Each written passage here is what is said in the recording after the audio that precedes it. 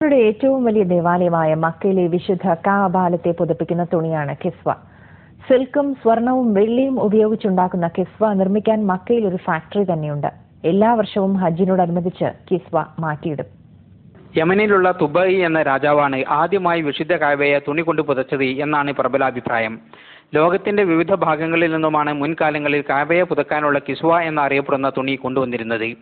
പ്രവാചകൻ മുഹമ്മദ് നബിയുടെ കാലശേഷം വളരെ കാലം ഈജിപ്തിൽ നിന്നുള്ള തുണിയാണ് ഇതിനുവേണ്ടി ഉപയോഗിച്ചത്. 1926 മുതൽ അബ്ദുൽ അസീസ് രാജാവിന്റെ നിർദ്ദേശപ്രകാരം മക്കയിൽ തന്നെ കിസ്വ നിർമ്മിക്കാൻ ആരംഭിച്ചു. 1977 മക്കയിൽ ഈ കിസ്വ നിർമ്മാണ കേന്ദ്രം ആരംഭിച്ചത്. ഇവിടെ 200 ജോലിക്കാർ ഒരു വർഷമെടുത്താണ് ഒരു കിസ്വ നിർമ്മിക്കുന്നത്. ഏതാണ്ട് 2 കോടി സൗദി റിയാലാണ് ഇതിന്റെ നിർമ്മാണ ചെലവ്. 450 കിലോഗ്രാം ശുദ്ധമായ സിൽക്കും 15 കിലോഗ്രാം സ്വർണവും ഉപയോഗിച്ചാണ് 650 സ്ക്വയർ മീറ്റർ വലുപ്പത്തിലുള്ള കിസ്വ നിർമ്മിക്കുന്നത്.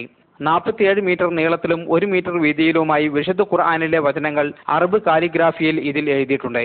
സ്വർണത്തിന്റെയും വെള്ളിയുടെയും നൂലുപയോഗിച്ചാണ് കിസ്വയിലെ വിശുദ്ധ വചനങ്ങളും അലങ്കാരങ്ങളും തീർത്തിരിക്കുന്നത്. എല്ലാ വർഷവും ഹജ്ജ് വേളയിൽ കഅബയെ പുതുപ്പിക്കുന്ന കിസ്വ മാറ്റിയിടും. അറബ് മുസ്ലിം രാജ്യങ്ങളിലെ പ്രതിനിധികളുടെ സാന്നിധ്യത്തിലാണ് കിസ്വ മാറ്റിയിടാറുള്ളത്. പഴയ കിസ്വ കഷ്ണങ്ങളാക്കി വിവിധ രാജ്യങ്ങളിലേക്ക് അയക്കുകയാണ് പതിവ്. മുസ്ലിങ്ങളുടെ ഏറ്റവും പ്രധാനപ്പെട്ട ദേവാലയമായ കഅബയെ പുതുപ്പിക്കുന്ന കിസ്വയുടെ ചെറിയ ഭാഗത്തിന് പോലും വളരെ പുണ്യമുള്ളതായാണ് വിശ്വസിക്കപ്പെടുന്നത്. മദീനയിൽ അന്ത്യവിശ്രമം കൊള്ളുന്ന പ്രവാചകൻ മുഹമ്മദ് നബിയുടെ ഖബറിടം പുതുക്കാനുള്ള പച്ച തുണിയും ഇവിടെ വെച്ചാണ് നിർമ്മിക്കുന്നത്.